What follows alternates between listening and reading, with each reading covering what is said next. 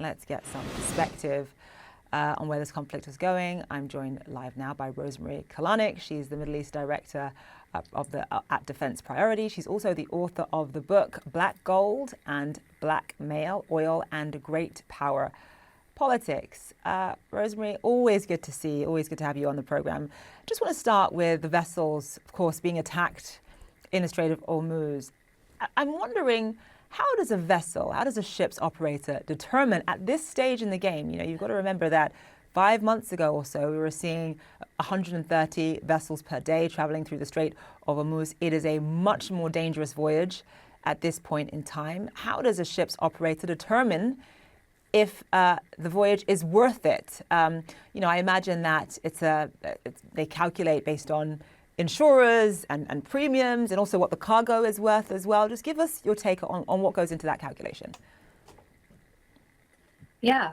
Hi, Zane. It's good to see you again. So a lot goes into the calculation. All of the sort of private sector economic factors that we would think, like insurance, what's the price of oil, how much are they going to sell it for, et cetera, et cetera. They're also calculating risk. What's the risk of being struck by an Iranian projectile? What's the risk of damage to the crew, damage to the vessel? And they're also calculating what can the United States do to protect them while they're going through the strait, presumably against sort of the mechanism imposed by Iran. And I think they're also calculating, who is owning the ship and who is asking them to move. So we've seen many of the tankers that are going through are closely tied to the government of the UAE. They're essentially part of the national oil company there. And so when the national oil company tells you, move your tanker into the strait, you go. So it's not just totally a private market actor doing it. There is government involvement here as well.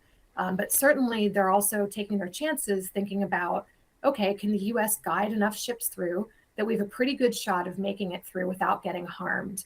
And that's a risk that they're taking and that the ship took. And unfortunately, it didn't work out as well for them.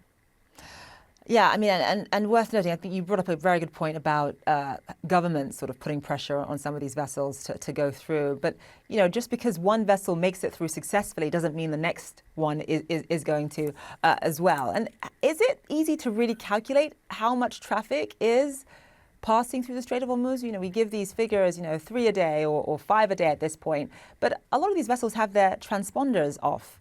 So how do you make that calculation as to the numbers? Yeah, it's impossible to tell because they're turning off their transponders. They're going dark. They're doing it to evade attack from Iran, obviously, right? They're doing it under the cover of darkness. So the U.S. military probably has a pretty good picture of what's going through.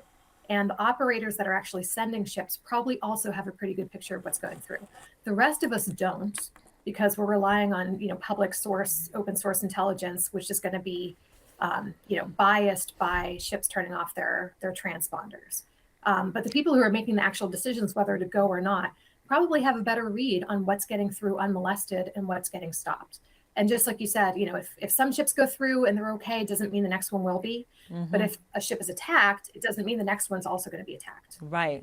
That's why the calculation is so difficult. This war has been going on for approximately 6 months, almost 6 months. At this point in time. During that half-year period, how much more investment are we seeing by, let's say, Gulf producers, for example, in terms of investing in pipelines that bypass the strait? Because that has got to be one of the key lessons that's being learned here.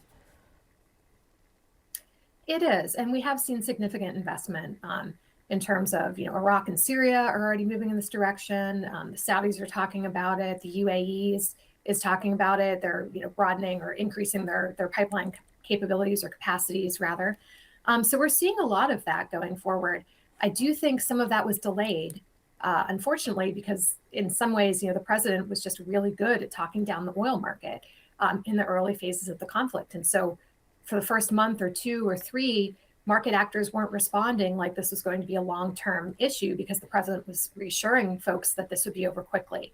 And unfortunately, that delayed the sort of market adaptations that we should have been seeing all along in terms of whether it's frackers in the United States investing in increasing production, which takes time to come online, or it's pipelines going around Hormuz to avoid it. So that's clearly the future, and it's good news that market actors are starting to sort of, keep pace with what's going on in world events beyond what the president is saying. But I do think that the U.S. and the world sort of hurt itself by downplaying this crisis for as long as it did. And so based on, I mean, you brought up such a good point that the sort of investment may have been delayed because people thought, based on what the US was saying, that the war would be over quickly. But if the investment continues at this pace, and worth noting, by the way, that, when you have pipelines that are just sitting there, they're also vulnerable to Iranian attacks as well. So it's not as if we're completely out of the woods just yet on that front. But when it comes to the Strait of Hormuz specifically, if these investments in pipelines and alternate routes in terms of getting around the Strait of Hormuz, if it continues at this pace, can you envision a future, let's say in a decade or 2 decades from now, where the Strait of Hormuz is not as relevant, where the global dependency on this particular strait just isn't the same as what it is right now? Yes, I can. It might take a decade to get there.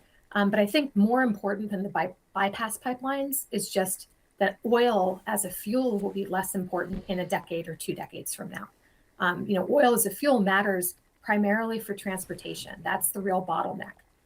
And so as we see the adoption of electric vehicles and electric rail in places like China, markets are going to de-risk from oil, period, not just from Hormuz. And that might actually happen more quickly than these pipelines can come online. It might be one of the reasons why China has been able to adapt so easily to this market disruption. And certainly higher oil prices makes EVs more attractive to consumers who are weighing sort of the life cycle costs of buying an EV versus a regular gasoline powered car. So that's the sort of adaptation I expect that's going to make the biggest difference going forward.